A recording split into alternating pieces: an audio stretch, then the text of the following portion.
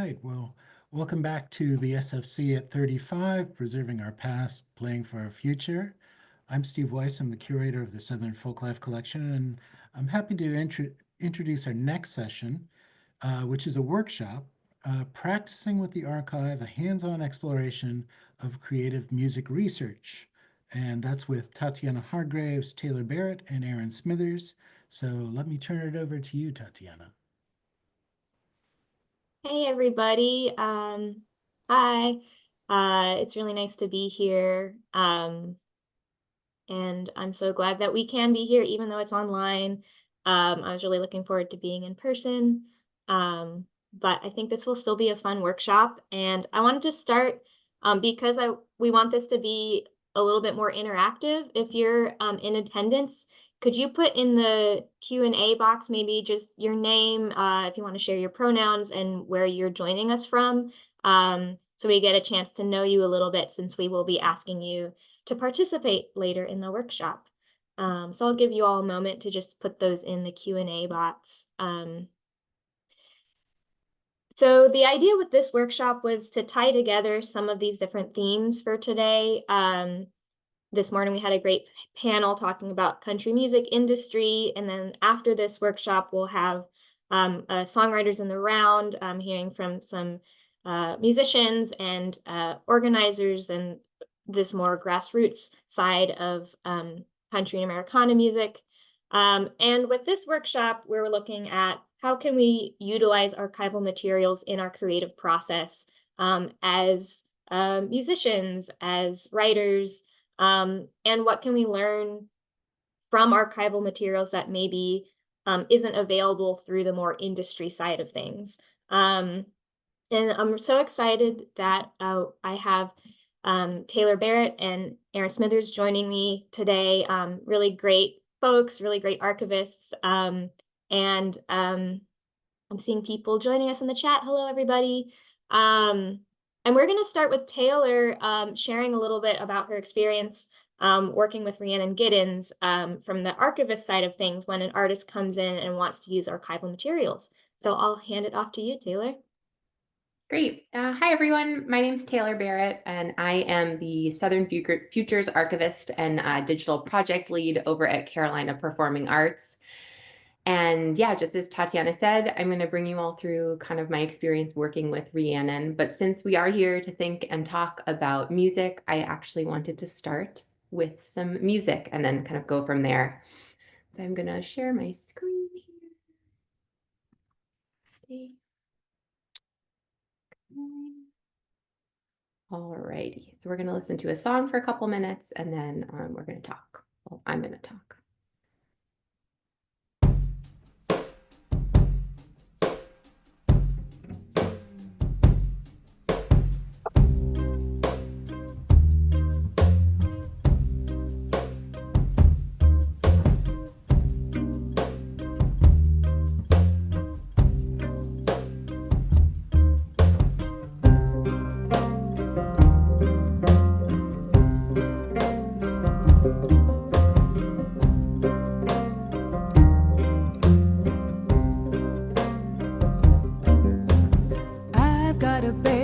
Shall I keep him?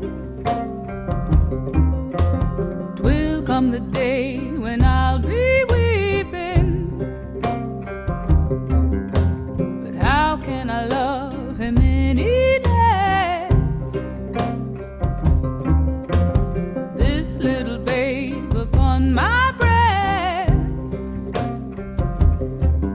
You can take my body, you can take my bones, you can take my blood, but not my soul. You can take my body, you can take my bones, you can take my blood, but not my soul.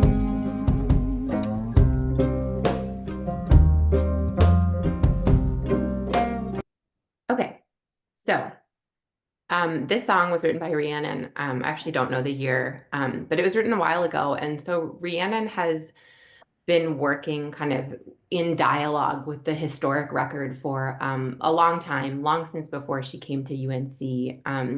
But I chose this song because it felt kind of exemplary of the way that Rhiannon engages with history. So she found, I just want to show this without making sound. So she found this ad in a book that was a compilation of historic advertisements for enslaved people who had tried to, self-emancipate by means of running away from their enslavers. And this ad really stuck out to her. Rhiannon is a mother, and she kind of took this really tiny little snippet from history and kind of tried to embed herself in what is the story and who are the people, who are all the lives that are kind of swirling around this one little moment. And she wrote this song. And so that's oftentimes how she had been working with history, is through books. She is a touring musician. She's a busy person. And so the closest she could get to the artifacts of history, the archive, was when it was translated through someone's scholarship in a book. And so Carolina Performing Arts has kind of had a long working relationship with Rhiannon and knew that this was a way of working in which she had always wanted to be able to do a bit deeper dive. And so we thought, okay, well, what happens if we could work with her to enable more than just reading someone else's research? So we designed with her, we co-created an artist residency that was a research residency. Carolina Performing Arts had never done something like this before. We often have technical residencies, creative residencies, residencies that engage with artists with a lot of different parts of campus, but we had never specifically invited an artist for a long period of time to just come here and do research with no expectation of an output at the end. And so we that residency started in 2022, and it began with a virtual visit where we basically sat down with her for a day on Zoom and downloaded her brain and said, what are you interested in? What makes you excited? Okay, tell us more about that. And part of that was connecting her to folks on campus. So we met with a lot of folks from Wilson Library who knew the collections really well, who could start to point us in directions that might be fruitful for her research. Something that, we had to get creative about is, she was only here for a week or two a semester over the course of a couple of years. And so we had to figure out ways to do research on behalf of someone else. So there wasn't as much serendipitous researching happening as the way that you might go into a library and just browse. We really had to understand deeply what she was interested in, and then the words that would get us to those items when searching the collections. And so when she was on campus, we would take this a step further and we would pair her with faculty members who could kind of stand as research advisors and help her understand, if she's really interested in race relations, right before the Civil War, where could she find moments in history where people from different races, from different parts of life might be encountering one another? And so it was really a fun kind of, I guess, piecing together a puzzle piece, piecing things together. And so we also had a research assistant who was doing this work with us, and she was the one who would kind of take all these ideas and these lists of things that Rhiannon was interested in and mine the collections to see what she could find. And then we would present that to Rhiannon when she came to visit. She would look at it all. We would sit with her. We would read it with her. She would tell us what was interesting. And then we would kind of tweak the process here and there, rinse, repeat. And by the end of it, Rhiannon's research assistant, Callie Beatty, who was a former graduate student in both the School of Library and Information Science and Art History here at UNC, really got this process fine-tuned and was really able to kind of with confidence say, okay, I think Rhiannon's really going to be interested in this. No, I think we should not show her that. And that was a really fun collaborative process to take on with an artist.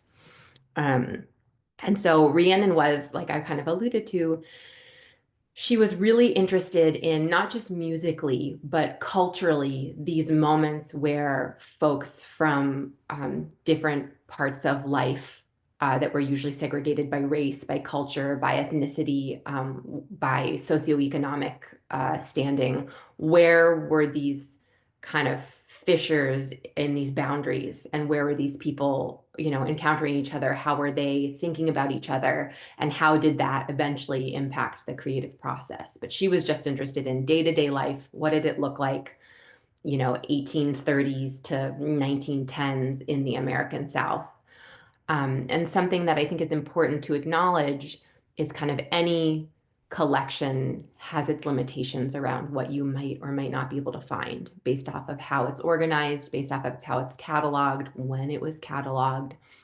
And so I pulled this quote from Callie that I thought was just worth sharing.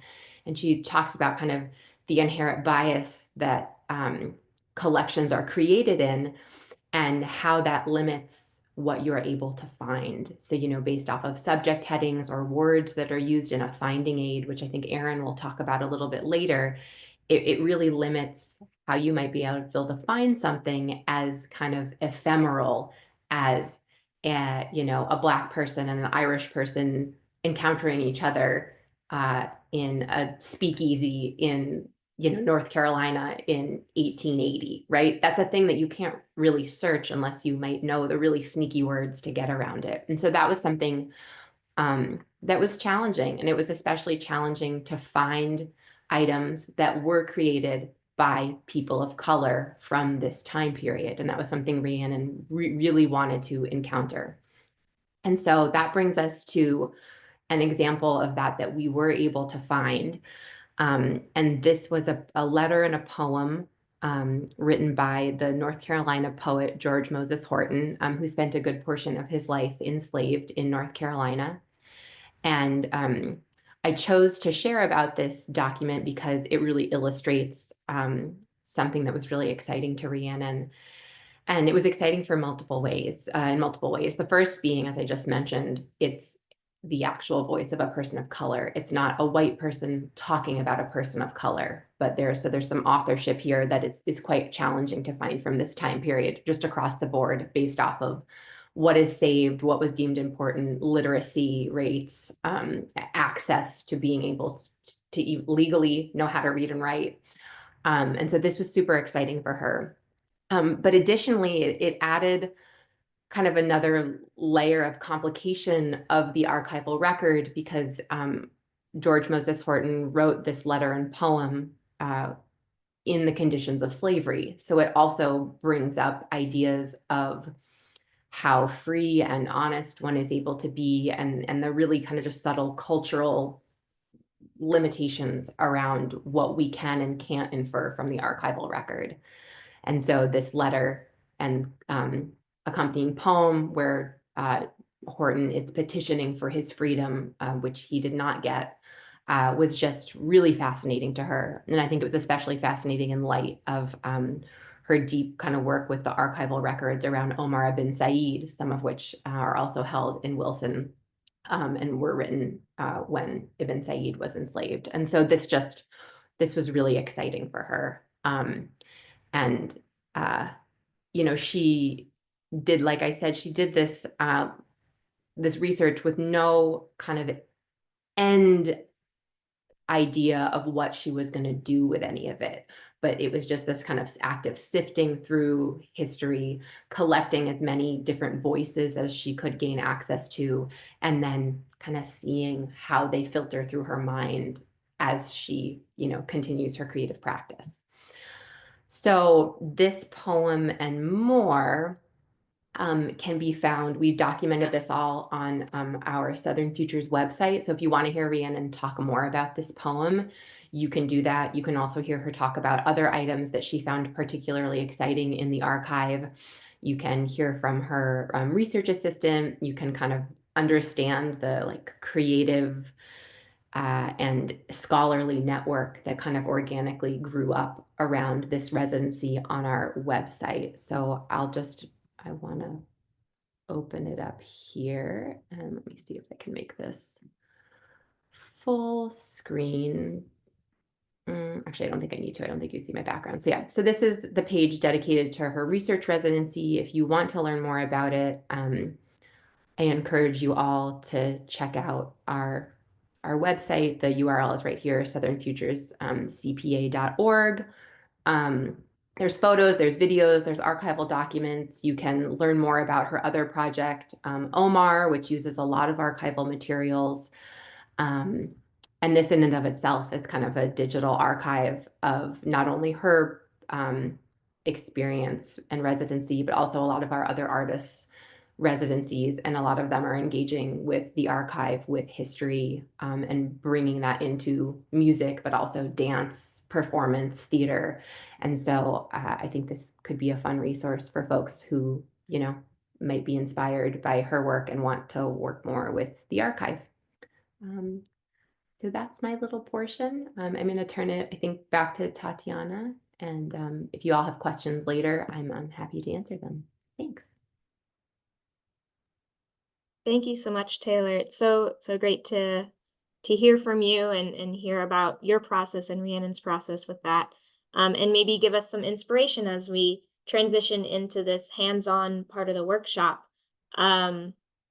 So before I hand it over to Erin to talk a little bit about some of the items that we've chosen to share with you today, I'm just gonna go over a few ideas for how to translate some of these archival materials into your own creative process. So I'm going to share my screen here, and let's see, to my slides. Okay, so putting it into practice. So how can we take creative inspiration from these materials? I think Rhiannon Giddens is such an incredible example of how to take a story from a small piece of information. But another question is, in what ways can we interact with these items to gain understanding of the people who created them or are documented in them? You know, there's a lot of different ways that you can interact. You can physically interact with items. Sometimes it can trigger a lot of emotions to hold something in your hand that has a lot of historical importance. We won't get to do that today, but I encourage you all to find a time to be able to interact with items in that way. And then how do we translate that process into creating something new? And one other thing I wanted to point out is, how do we cite this process, especially if you are a performing musician or creating something new from an archival resource? How do you give credit to the inspiration for your work and also the archivists who helped you in your process? So some questions to ask as we move into interacting with these items. And we'll put these, I'll pull these questions back up once we get into the interactive component. But when you first interact with an item, what is the first thing you notice about it? Sometimes those initial interactions have a more emotional appeal. So how does it make you feel? What are the first things you notice about the physicality of the item? And then you can start thinking about, what information is it telling you directly and indirectly? So you have this kind of like first interaction with this item, and then you can start thinking about, what do you know about it and what information is missing? Is the information that's missing available somewhere, or is that something that can be a part of your creative process? Sometimes there is a lot of information missing, and that's where creatively interacting with the archive can be a really powerful tool to tell stories that haven't been told. So what we're going to do now is we're going to give you all the chance to try to create something based on a specific item. And we've chosen a handful of items based on our own kind of like digging around and thinking about what might be interesting to you, and also what's relevant to kind of the themes of this symposium. So once you get to interact with these items, if you're a musician, you could try improvising based on your kind of initial emotional response to it, or initial observations of it. If you're a writer, you could try free writing based on it. And just kind of going back and forth between interacting with the item, creating something. It's an iterative process. And then adapting your response as you go, as you become more familiar with the content and the context of the item. And also questioning what's your relationship to the item, what's your relationship to the creators or the people documented, and how do you want that to be reflected in your creation. So I'm going to stop sharing my screen. We'll pull those questions back up, but let's just kind of dig into it. And Erin's going to give a little bit more context for some of these items that you're going to use and how to access them.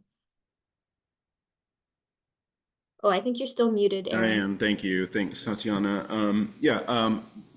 Very quickly, just want to share just with you a point of access to these materials. So here I am on the Wilson Library homepage, and this is a great place to start with any library.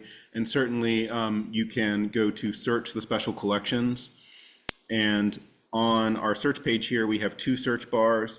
The top search bar is searching the library catalog, searching published materials, published sound recordings, LPs, 78s, those kinds of things. But we're really concentrating today primarily, although we do have a couple of special rare books in the materials, we're concentrating today on the archival collections. So I don't want to go into a deep explanation of how information is organized in archives, but in order to share the kind of the list of materials we have, we do need to go into this just a little bit. So if I'm here and particularly interested in the music and life and songwriting of Hazel Dickens, if I search for Hazel Dickens, for example, I get a number of different results, and these are all different collections, right? These are different collections in which Hazel Dickens appears. She has been described, her name comes up. And of course, there's the Hazel Dickens collection, which makes a lot of sense that her name would come up there. And let's just go ahead and look at that. But each one of these is a different collection. So clicking on a collection, this is what we call a finding aid for a collection, right? A finding aid is like a collection inventory. It's a descriptive text where an archivist has described for you what the materials are, and it allows us to search for the collection. And as a researcher, we can read all of this information. There's an abstract which tells us who is the person, what kinds of materials are in there. There's biographical information. There's more information about the materials. And then finally, there's description of the materials themselves. And so she has 10 boxes of papers, of song notes, of documentation of her career, of photographs, of correspondence. There's other boxes with awards, posters. So this is a finding aid which tells us all of the kinds of materials that are in a collection. So as a researcher, you're going to use the search function to search with whatever keywords, persons, places that you're interested in, and then you go to the finding aid to kind of narrow down that search to identify the specific archival item or object that you're most interested in. So what Tatiana and Taylor were explaining is we've already kind of gone through that process and made some selections today. So that's where I'm going to go now. So I will share this in the chat. You can, I forgot the, Tatiana or somewhere, Taylor, can you share the link to this document in the chat? Because it's not the link to the materials, if you can find that. But just to go over this document, this is where we have made some selections out of the finding aids. And so here you'll see the title of a collection, right, as a number, as well as a link to the finding aid if you wanted to read a little bit more. We've taken some summaries out of the abstracts and scope and content notes so that you can kind of have an understanding of what largely this collection is. And then we've identified what the selection is that we've pulled out of that collection, right? So in this collection, we pulled out the photograph album from the Barba Scotia College, right? Scrolling down here in the Alice Gerard collection, Tatiana selected an audio interview, right? So here's an interview that Alice conducted with Elizabeth Cotton, and that's something you may want to listen to or engage with. Another interview with Ola Bell Reed, And I realize I'm going very quickly, but you'll have time. I want to give you time to actually look through these documents yourselves. A diary from Karen Parker. She's one of the first Black students at the University of North Carolina at Chapel Hill. This is a very poignant and personal diary she kept in her first year as a student at UNC. The Margaret Ida Neville Stafford papers, right? And this is just something that is you find oftentimes in archives. She was a registered nurse during World War I and was working during the Spanish influenza epidemic. A Holbeck family book. This is a particularly interesting document because it is essentially was an account book, which does have the documentation of enslaved persons, but then that book was kept in the family well into the 20th century, and children in the family started using it as a scrapbook, putting clippings, baseball cards, and all other kinds of things into this single document, which spans multiple generations and different kinds of both trauma and kind of the joyful experience of being a child. Really grateful for my colleague Madeline, who was able to select some RBC materials, rare book collection materials for us to use. She was able to find ones that you can then find a digitized version online. The rare book collection can be a really fun place to also find unique materials and primary sources in the Wilson Library. The Jill Hemming collection is a collection of Waccamaw Siouan tribal quilters. So there's a bunch of photographs as well as quilting documentation of a folklorist ethnographer who engaged in this work. And Southern Folk Cultural Revival Project collection, which is things that Alice was involved in. If you hope that you'll join us later, because Sparky Rucker was a very active member of the Southern Folk Cultural Revival Project, which was a touring group that toured throughout the South, an interracial traditional music touring group that toured throughout the South. Some stuff in here that I've included and is the contractual agreements, so back and forth between Hazel and Alice and Anne Romaine, who was one of the founders of the Southern Folk Cultural Revival Project, and then finally I'll leave it here in folder 304, an individual contract that Hazel wrote for herself. And I'd encourage you to read that and decide whether that's a contract that you would fulfill as a booking agent for a musician. So a lot of these materials, not a lot, but some of these materials are materials that Rhiannon engaged with. So in the David L. Swain papers, this is the poem and correspondence between George Moses Horton and David Swain. Couldn't not do something like this without sharing some of the great materials from the Southern Folklife Collection, talking about the history of country music. Ed Kahn wrote his dissertation on the Carter family. He's one of the first people to kind of engage with that topic in a scholarly or academic manner, and we've included a lot of his early research. And finally, the Penn School papers. The Penn School is a settlement school on the St. Helena Island in South Carolina. It is an extensive collection of the settlement school throughout the 20th century, but one of what we've selected here is a set of students' letters, so children's letters that they are writing to the principal of the school after they have recently experienced one of the worst hurricanes that they've experienced. And then as you scroll down, what this other material is, this is just kind of other material that we had selected for this program that we were going to have out on the tables, and I just thought y'all might be interested, so you could click through, you could read the finding aid, you can kind of see what that is. Maybe you might be interested in coming in and making an appointment with us, right? If you want to come in and using the materials in the library, I'm going to go back to that Wilson Library homepage.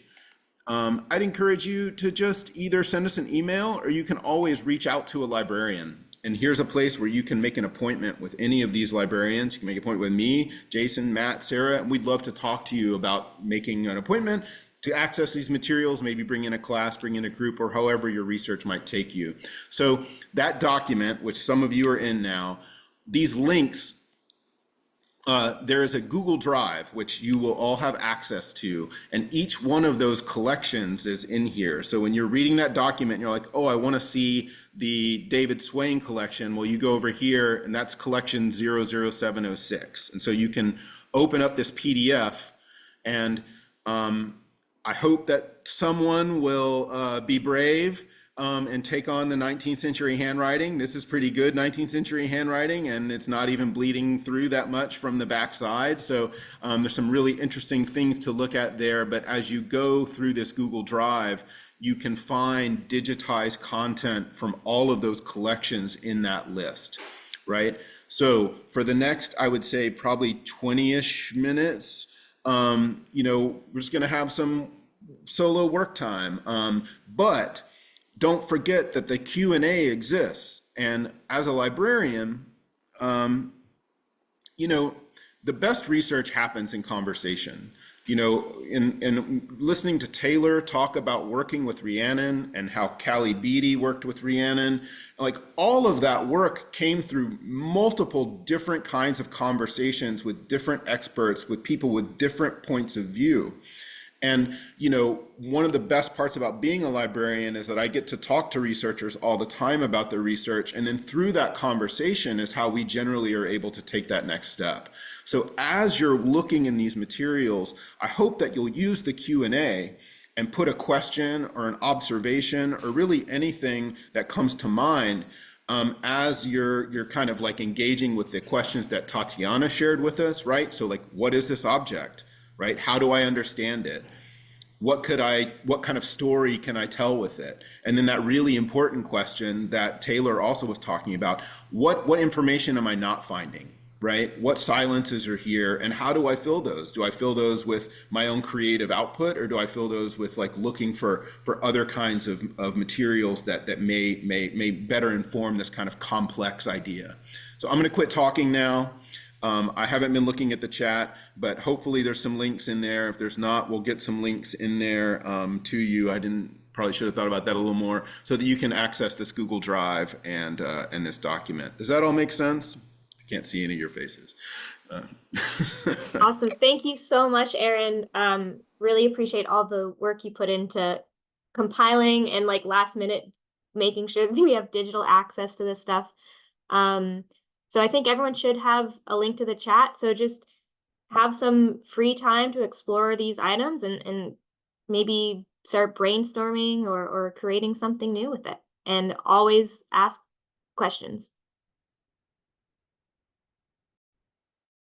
And I'm going to pull up some of those guiding questions while you're working.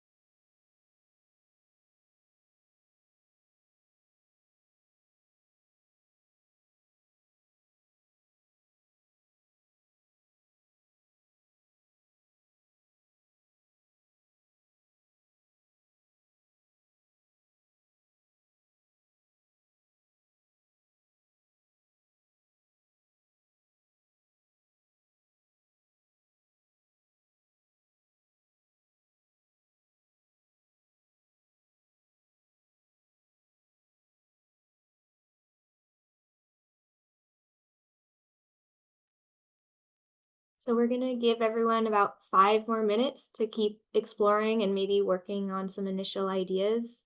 And then think about what you might want to share about your process with everybody in the Q&A.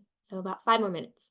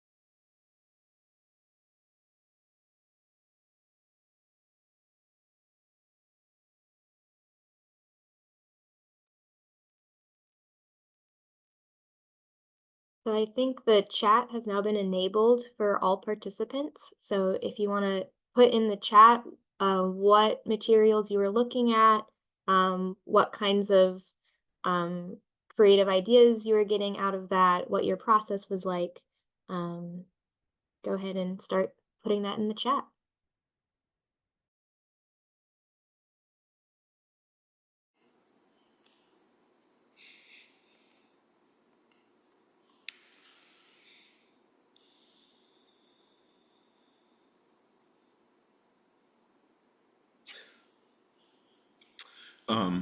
I'll just share from the Q&A because one participant left, but I thought appreciated their comments.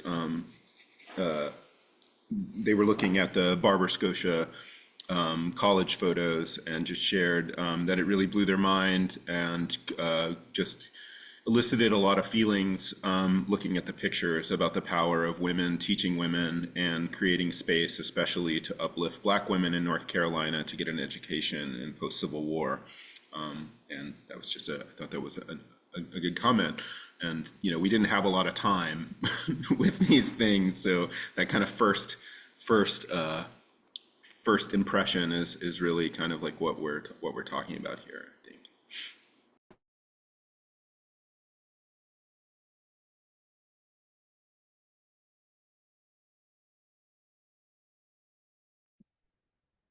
I can also share some of my process as people are still writing things in. I was enjoying, I turned my camera off because I got my fiddle out and I was trying to emulate the cadence of Ola Belle Reed's voice as she was talking. She's like reading this piece that she's written about sex and love. And I love the way the cadence of her voice. So I was trying to like figure out how to emulate that on my instrument. So I was just kind of like messing around and making some weird sounds, responding to the sound of her voice and also like the content of what she was saying, which I think was really interesting. So that was part of my process. What were some of the other items folks were looking at? If you want to share in the chat, or if you have any questions, to pop that in the Q&A.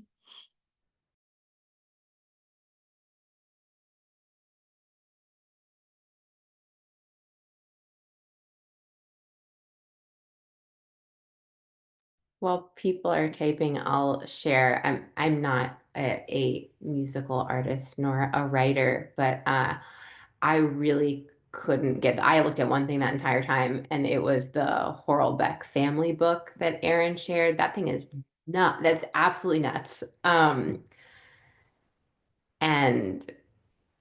yeah, I think I was having the kind of like deep, like kind of emotional / intellectual kind of thing of holding this such a weird document where you're looking at this thing and you're like, God, I don't even know where to begin with a document that starts with, you know, an inventory of people and their worth, and then is followed by like American baseball like cards, but then it has this full spread of like a war parade of men coming back from a war, and it mentions like the Civil War, and I don't know, it was just I think I guess I was really captivated and kind of puzzled by how much history like one item can hold, and how there's like so many really subtle through lines and voices and unspoken.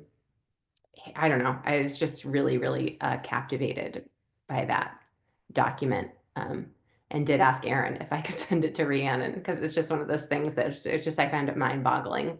So I don't know. Someone will go write a song about it. Yeah, I mean, Taylor, I think it's a great question with that, with something like that, and certainly like, you know, some of the challenges or some of the creative responses that can come with engaging with archival materials is like, who is the creator of that, right? I mean, like you said, there's voices, like multiple voices, and the jarring nature of kind of looking through that book and getting from one page where it literally goes from, you know, an account book documenting the lives of people in 1854 to baseball cards, you know, on the next page. And then you're just like, what is going on here? And then, you know, on and on, these collages that are being made, you know, by whom? Like, I mean, I assumed children, and that's not, I realize I have no idea if it's children. I just made that up out of my own mind, right? But I have no real evidence of that and would need to actually like try to confirm that.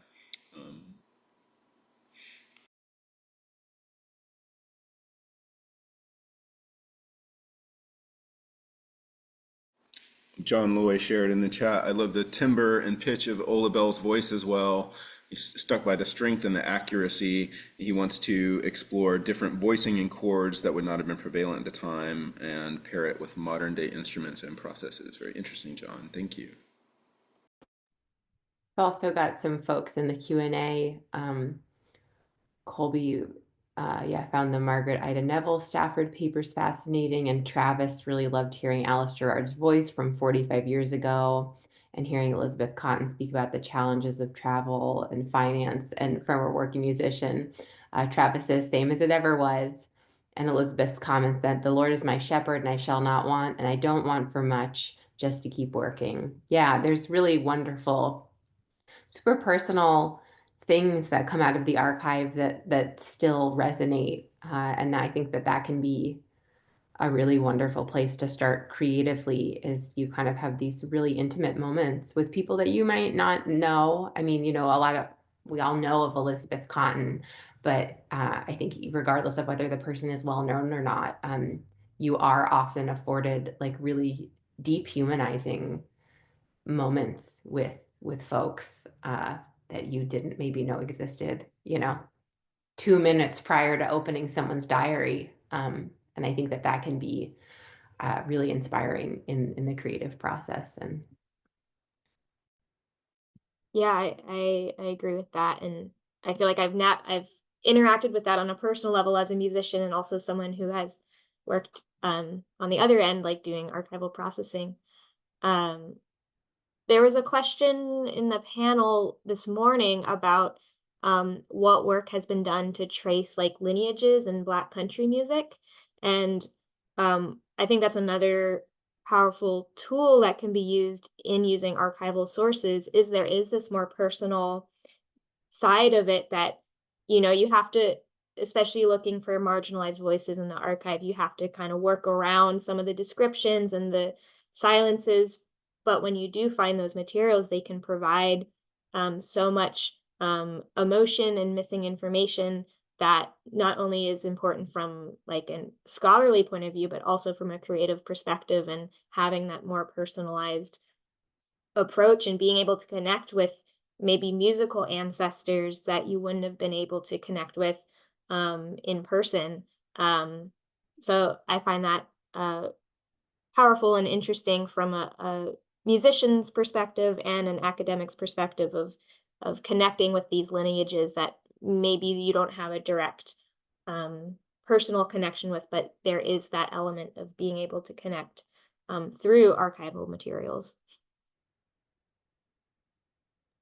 and something, Tatiana, that you just said that feels really relevant from our time with Rhiannon was, you know, she was very honest and open about the fact that as an artist, like you can take responsible creative leaps and liberties when working with the archive. You know, she has said, she was like, I'm not writing a book about Omar ibn Said that is supposed to be like the reference book for a history class.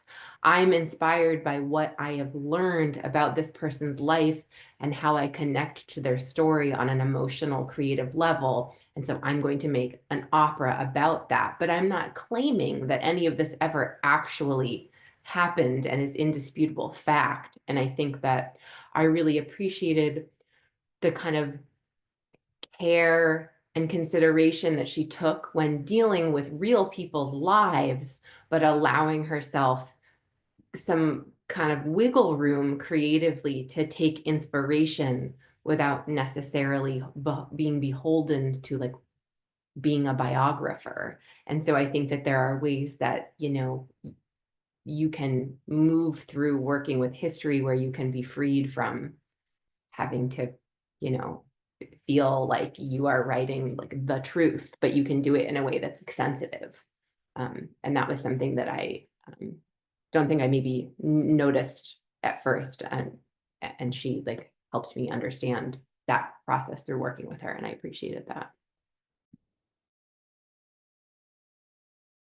Yeah, I mean, if any of the participants are interested in you know, in again, like doing more work in Wilson Library or other collections, you know, it is rare that there are funding opportunities, but there are sometimes, and Wilson Library does have one of our research fellowships, and I'll put a link in the chat in there, is not tied to being a graduate student or writing a dissertation or anything like that. And there have been creative artists who have received that fellowship before, creative writers.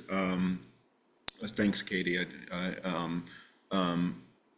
Creative writers and you know, creative folklorists, radio producers, and then we also, you know, differently, we do have a student award that's an innovation incubator award that is specifically for students to make art, to do creative practice, engaging with the archives. And I wish that that's something that maybe we'll hopefully be able to expand more in the future too, but for now there is those research fellowships. If that's something you're ever interested in, please do reach out. Our colleague Matt Turi would love to talk to you about that. Do we have any other questions, either for one of the three of us or about, you know, questions you have about using archival materials in a creative process or accessing any of these materials outside of this workshop?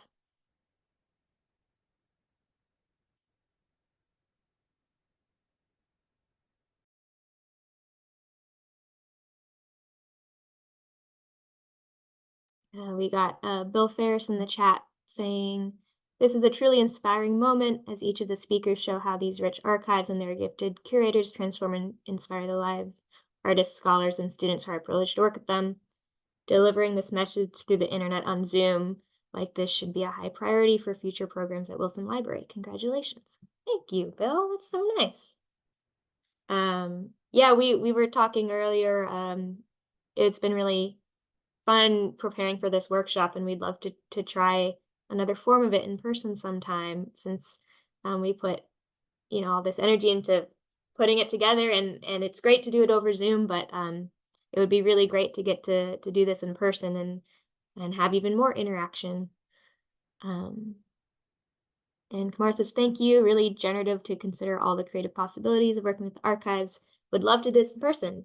Yes, and so excited to hear from Kamara and Kim in the Country Soul Songbook, and Sparky Rucker, and Charlie Lowry in a little bit, to hear some more music. Well, maybe we can wrap things up. It's a little earlier than we expected, but you know, it's just this form of the online workshop.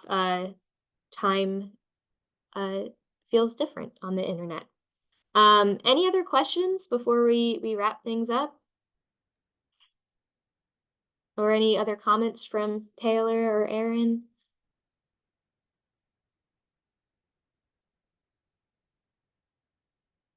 Thank you so much, everybody. All right, and thank you to our panelists, Tatiana Hargreaves, Taylor Barrett, and Aaron Smithers.